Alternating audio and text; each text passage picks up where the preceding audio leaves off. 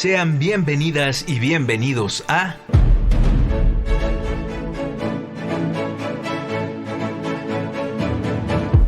Resonancias íntimas del teatro.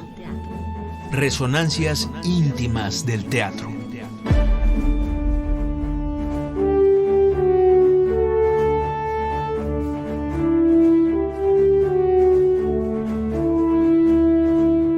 Dramaturgia, Dirección, actuación, escenografía, vestuario, iluminación, música, coreografía. maquillaje. Todo esto y más Conforma la escena teatral.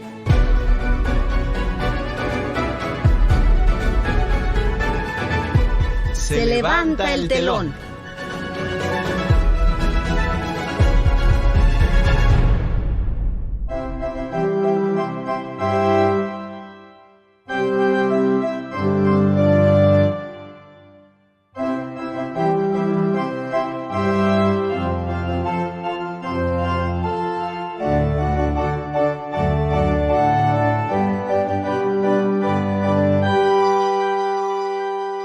Muy buenas noches. Les saludamos Sergio Bonilla y Alegría Martínez. Esta noche damos la bienvenida al dramaturgo, director de escena, guionista e investigador teatral Luis Alcocer Guerrero, nacido en Mérida, Yucatán, que cuenta con educación formal en teatro por la Universidad Nacional Autónoma de México, la Escuela Nacional de Arte Teatral y el Centro de Capacitación Cinematográfica. Sus principales influencias como director escénico son los filmes de directores como Georges Franju, Dario Argento, Lucio Fulci, George Kuchar, Kurt McDowell, Alfred Hitchcock y David Lynch, así como la teoría cinematográfica de Sergei Eisenstein. Ha publicado los libros Florilegio de Teatro Psicotrónico, publicado por Ediciones El Milagro, del 2013, y Teatro de Momias, edición de Anónimo Drama, del 2017. La labor principal de Luis Alcocer Guerrero como director escénico y dramaturgo está ligada a la agrupación Proyecto Gran Guiñol Psicotrónico, un equipo de trabajo dedicado a la exploración escénica de lo siniestro, con el que ha creado las piezas La Invención de la Histeria en 2014, Teatro de Momias en 2017 y El Juego de Mamá en 2020, que formó parte de la 41 Muestra Nacional de Teatro en 2021. Ha puesto en escena 2 obras de Itzel Lara, Instrucciones para sembrar un jardín en 2021 y Diane en 2022. Sus obras se han presentado principalmente en espacios escénicos independientes como el Foro La Nave, el Teatro El Milagro, Teatro La Capilla y el Círculo Teatral, entre otros. Gracias por estar esta noche con nosotros, Luis. Gracias por la invitación. Muchas gracias, Luis. ¿Cómo surgió tu interés por el teatro y qué fue lo que te impulsó a formarte tanto en esta disciplina artística como en el arte también cinematográfico? Bueno, creo que el origen de todo es mi afición por el cine de terror y la decisión temprana en algún momento de mi vida de que yo quería hacer algo que fueran películas de terror o que parecieran películas de terror, y eso fue lo que me llevó a estudiar teatro y lo que me llevó a estudiar cine, y de alguna manera no puedo decir que haya hecho cosas como Viernes 13, pero digamos que me ha alimentado mucho de ese tipo de expresiones.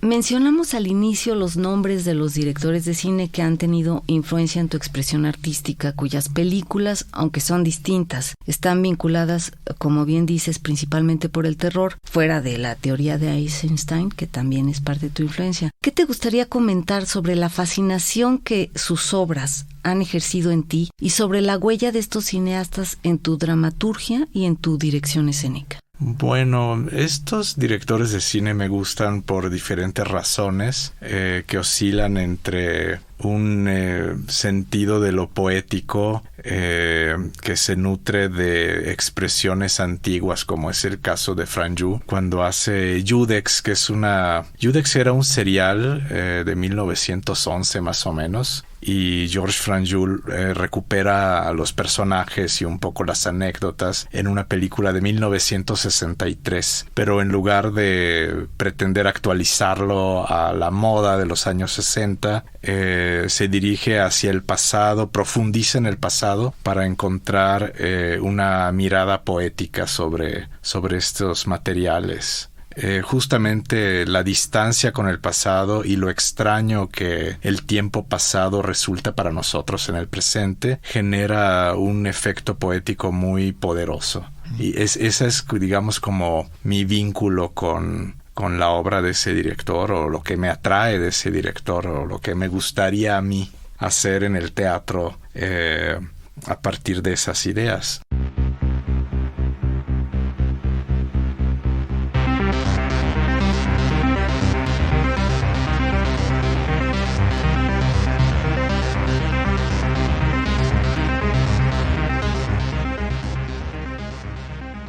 Esta noche platicamos con el guionista e investigador teatral, entre otras cosas, Luis Alcocer Guerrero. Luis, ¿cómo defines a grandes rasgos lo que es el proyecto de Gran Guiñol Psicotrónico? Bueno, el proyecto Gran Guiñol Psicotrónico nació en el momento en que yo decidí estudiar dirección escénica y ya estaba yo un poco como harto de buscar o un director o un productor que se hiciera cargo de mis textos. Entonces yo decidí, pues yo lo voy a hacer. Pero cuando estaba trabajando en el montaje, digamos que descubrí que el tipo de texto que yo estaba haciendo tenía un potencial y necesitaba unas formas de realizarse en escena y también de producirse. Entonces, digamos que así fue como surgió. Invité a algunas personas a trabajar en el primer proyecto, que era La Invención de la Histeria, que era un trabajo muy poco ortodoxo, podríamos decir. Era ya de entrada, desde esa primera obra, ya estaba yo pensando en cómo hacer un teatro que combinara diferentes expresiones escénicas, no por el placer de mezclar cosas, sino justamente por el potencial expresivo que tienen ciertas disciplinas, por ejemplo la presencia de un títere o el manejo de los objetos en una escena proporcionan al espectador toda una serie de sensaciones que difícilmente tendría a través de una escena naturalista con actores repitiendo diálogos y haciendo un trazo más o menos ¿cómo diríamos? Mimético, ¿no? Ya. Sí, te abre como muchas más posibilidades, ¿no? Sí, pero bueno, el nombre también dice mucho porque de repente las cosas suenan así como muy cultas y no sé qué, pero la verdad es que hay una conexión con todo lo que es como la cultura popular y el cine basura, podríamos decir. Uh-huh. El sensacionalismo en el cine, ese tipo de cosas. La expresión Gran Guiñol del nombre tiene que ver con un teatro que se llamaba el Teatro del Gran Guiñol, que es un teatro parisino que representaba pequeñas obras de terror, pequeños textos destinados a impactar al espectador por lo brutal de los finales y lo, ¿cómo diríamos? Sí, lo sensacionalista de la forma en que representaban esa violencia. Fue un teatro que tuvo una vida larga, como de 1897 a 1962.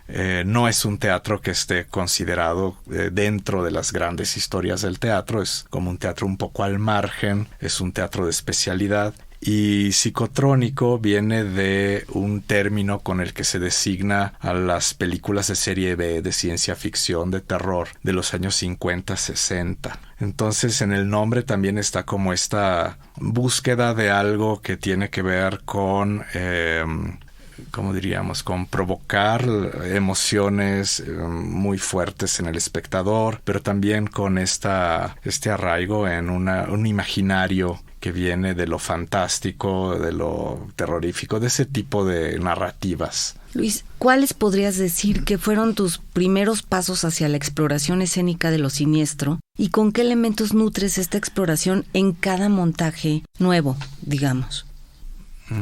Bueno, hay una búsqueda teórica inicial que tiene que ver con el concepto de lo siniestro en el arte contemporáneo y en el psicoanálisis. Entonces, tomo mucho estas ¿cómo diríamos? Estos ejemplos no son ejemplos, sino, a ver, voy a detenerme un segundo. Digamos que... ¿Como esas referencias? Me interesa mucho este tipo de situaciones ambiguas, de objetos que no son tales o de personas que parecen objetos, el cruce entre lo animado y lo inanimado, que es algo que podemos ver en el mundo de los títeres. Ese cruce es como algo fundamental en la idea de lo siniestro. La idea de lo siniestro crece en el... Vamos a ver. La idea de lo siniestro crece cuando... La idea de lo siniestro surge cuando aparece la duda entre la categoría de las cosas que tenemos enfrente. Cuando aparece una duda sobre la naturaleza de las cosas que están frente a nosotros. En el cruce de estos dos universos. Nuestro ¿no? propio cuerpo, que es al mismo tiempo algo animado, pero también es una masa de carne, por ejemplo, ¿no? Ajá. O el títere o el bailarín, que... Bueno, el títere es un objeto inanimado que parece cobrar vida gracias al trabajo de un animador. Y que no necesariamente está es una representación humana. No necesariamente. El títere siempre es una representación humana, pero se vuelve inquietante cuando empieza a demostrar o empieza a exhibir características de lo humano. Precisamente has utilizado en tus montajes títeres, objetos, teatro físico, danza contemporánea, sombras, proyecciones, que detonan reacciones distintas e insólitas en el espectador.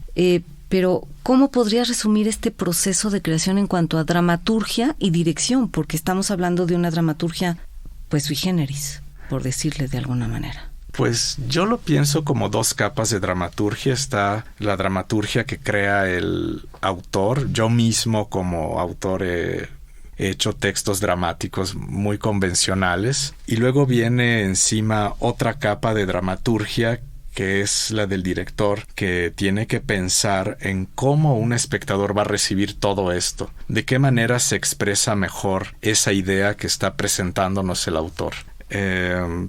Una escena nos puede mostrar a dos personajes dialogando sobre algo, pero para poder llevar esa escena habría que preguntarse qué es lo que está surgiendo en esa conversación o en esa relación que hay entre esas dos entidades y de qué manera se vuelve más visible y más sensorial esa situación. A veces es mucho más eficaz representar o más bien llevar a escena objetos y ¿cómo se llama? Objetos y atmósferas que actores en una escena tomada de la vida real. Bueno, no es exactamente lo que quiero decir eso, ¿verdad? No, pero sonó un poco enredado todo. No, bueno, para mí no. Bueno. Qué bueno, porque es muy complejo lo que hace Luis. Es clara la importancia que tiene la música en tus puestas en escena. Incluso se presentó en el festejo del aniversario número 10 el disco de Rodrigo Castillo Filomarino titulado La música del proyecto Gran Guiñol Psicotrónico, que contiene las piezas que se escuchan ahora en nuestro programa. Aquella noche de diciembre escuché palabras más o menos en pensar la dramaturgia como la música de la voz humana. ¿Cómo trabajas este sonido? ¿De qué partes? ¿Y cómo se une este propósito con la labor del compositor también? Bueno, yo creo que Rodrigo Castillo Filomarino ha debido sufrir mucho conmigo porque digamos que cuando yo me acerco a él para hablar del proyecto que vamos a realizar, yo ya tengo como una idea de lo que el espectador tiene que atravesar. Y entonces digamos que la música se vuelve como de alguna forma el lazarillo de este espectador ciego que va caminando entre sombras y entre estos espacios y estas situaciones muy extrañas. Digamos que la música lo toma de la mano y lo conduce por todos estos lugares, le narra lo que está pasando de alguna manera. Sobre todo cuando trabajamos con títeres o en danza, la música se vuelve muy importante, es el complemento del cuerpo de los títeres o el cuerpo de los actores. Digamos que a veces la respiración está en la música o la culminación de un movimiento está en el sonido también.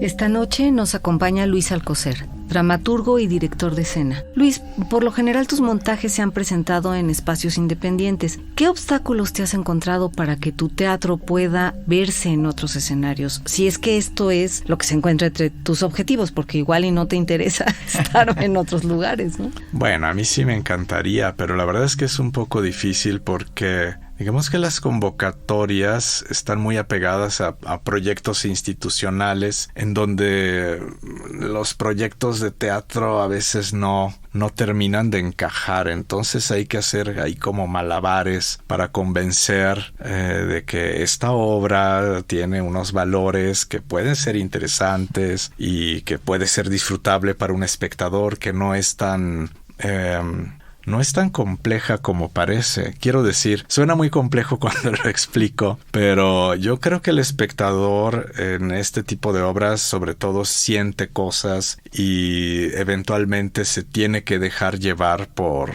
su intuición y por las sensaciones que está experimentando. Y bueno, afortunadamente eso no requiere como que el espectador provenga de un entorno muy cultivado o no, simplemente proviene de que tenga la sensibilidad abierta, ¿no? Y para respetar esa naturaleza de tu discurso, ¿se te ha dificultado, digamos, como prácticamente llevarlos a cabo en temas de obtención de recursos y de espacios? Bueno, creo que ha sido más fácil encontrar lugares para hacer temporadas de obras que ya se estrenaron que producir el estreno de las obras. Yo creo que lo leen y oyen lo que digo y dicen, ay, esto está muy raro. No sé si lo va a lograr. Bueno, es que es difícil explicar pues sí, decir como con certeza cómo es tu teatro. Pero creo que la clave está en lo que tú dices, de llegar abierto, porque esa barrera que muchas veces se pone el público, nos ponemos como público de, no le entiendo, ya me voy. O sea, si entras así ya valiste, si entras abierto es un viaje. Totalmente, sí. Luis, ¿qué nos puedes compartir sobre la reacción, por ejemplo, y los comentarios del público que has visto de tus montajes y en los que hay también un contrapunto de terror y ternura o melancolía Porque haces una cara como que la melancolía no empata con tu discurso, ¿o sí? Sí, todo. ¿Cómo exploras estas reacciones? ¿Qué has visto en estas reacciones a tus propuestas? Bueno, es difícil que yo perciba un poco lo que pasa en escena, porque rara vez soy espectador puro de mis propias obras. Muchas veces estoy en escena como técnico, pero a vistas. Sin embargo, hay... Pero en el proceso creativo necesitas estar pues, de espectador de tu propio producto, ¿no? Por momentos sí, pero a veces me voy y vengo, me integro y me desintegro como para seguirlos, pero yo también tengo que en algún momento entrar, ¿no? Como que los preparo y ya cuando están listos yo voy y me zambullo también junto con ellos todo el fenómeno. Ajá. Pero bueno, tenemos unas redes sociales y la gente nos ha seguido mucho por ahí, nos hacen comentarios y hay un público que viene a ver estas obras y que de vez en cuando, bueno, no de vez en cuando, hay gente que nunca las ha visto y llega, pero sí hay como personas que han visto como que todas, que ha seguido como el trabajo de la compañía. Entonces, eso me habla un poco de cómo es la recepción, ¿no? Luego también ando yo haciendo como memorabilia. Digamos que tengo la intuición de que una de las fortalezas del teatro, de este teatro, es como la visualidad de los proyectos. Entonces hago cosas como esas camisetas que luego se están vendiendo ahí en las funciones, ¿no? Al final de la función. Luis, ¿qué planes hay en un futuro inmediato para el proyecto Gran Guiñol Psicotrónico que celebra su 10º aniversario este año? Bueno, yo quisiera en algún momento volver a poner algunas de las obras que ya hemos estrenado, pero en marzo vamos a tener un estreno. Es una obra que se llama Vértebra y es un unipersonal que yo estoy dirigiendo. Es una obra que escribe uno de los actores con los que trabajo y él mismo la va a actuar. Entonces mi trabajo ahí es muy peculiar porque más que ser autor me toca como ser el editor de todo ese trabajo, de todas esas imágenes y articular todo el material de una manera mucho más dinámica y ahora sí estar totalmente afuera del fenómeno. Bueno, cabe mencionar que el libro Florilegio de Teatro Psicotrónico lo encuentran en la página www.tintarroja.com.mx y también sería bueno, Luis, si nos quieres compartir tus redes para que la gente... Sí, estamos en Facebook como Gran Guiñol Psicotrónico, también en Instagram como Gran Guiñol_Psicotrónico y en X como T Psicotrónico. Por último, para terminar esta conversación, ¿te gustaría cerrarla con algunas palabras, alguna imagen o alguna reflexión? Bueno, simplemente me gustaría decir que me siento muy agradecido con mucha gente porque 10 años de estar haciendo estas obras han sido posibles gracias a la colaboración de actores y de Rodrigo Castillo y de Marta Alejandra Vega, que ha sido mi escenógrafa de siempre, y de muchas personas que vienen como público a conocer el trabajo. Claro, además los actores que sí se han rifado mucho haciendo este trabajo. Pues te agradecemos mucho tu presencia en nuestro programa hoy, Luis. Ojalá se asomen a ver el trabajo que tú haces porque es muy interesante y es impactante. ¿Y nos acompañas a escuchar nuestra sección de recomendaciones? Claro.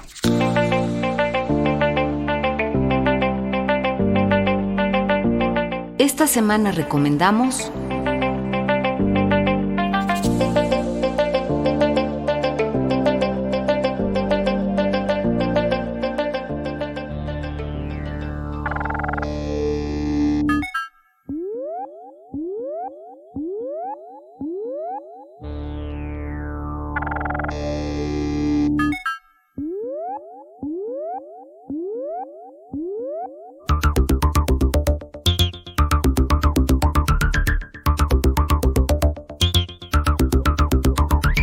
Hoy les recomendamos ver Inteligencia Actoral, escrita y dirigida por Flavio González Melo, obra que por cierto está publicada por Ediciones El Milagro y la pueden adquirir en la página www.tintarroja.com.mx. Inteligencia Actoral plantea la situación de que en un futuro cercano, un veterano director de teatro se verá obligado a sustituir al actor que abandonó su montaje de Hamlet tan solo 10 días antes del estreno, para lo que utilizará un robot idéntico al histrión. Este director intentará integrar al montaje a la máquina a marchas forzadas y sin decírselo a nadie.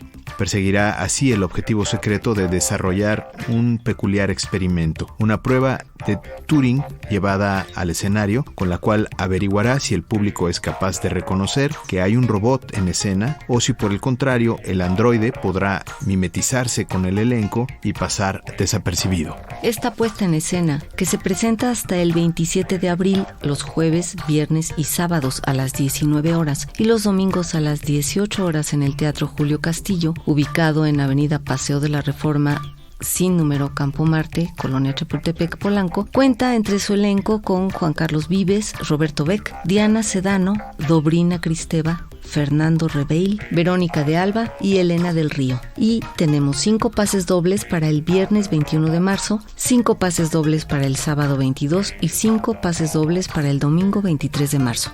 Para obtenerlos, llame al 55 41 55 10 60, 55 41 55 10 60 o manden mensaje al número de WhatsApp 55 12 33 29 15.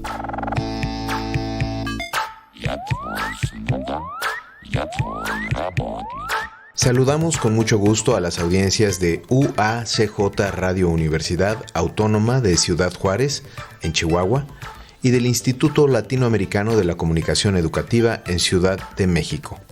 Enviamos saludos a quienes nos escuchan por XHITC, Radio Tecnológico de Celaya en Guanajuato, y a Iguala Radio, XHDOM La Picosita en Guerrero.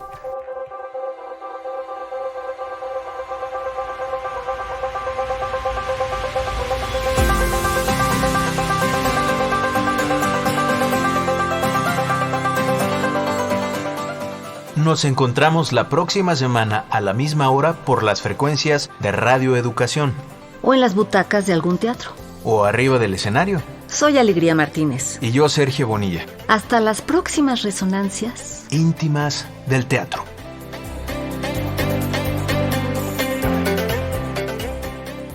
Participamos en el equipo de producción. Servicio Social, Javier Embriz, Daniel Mireles, David Castañeda. Ingenieros Luis Luna y Alejandro Ramírez. Alma Lilia Martínez en la asistencia y musicalización. Guión y conducción de Alegría Martínez. Reportaje y conducción de Sergio Bonilla. En una producción y coordinación general de Laura Elena Padrón para Radio Educación.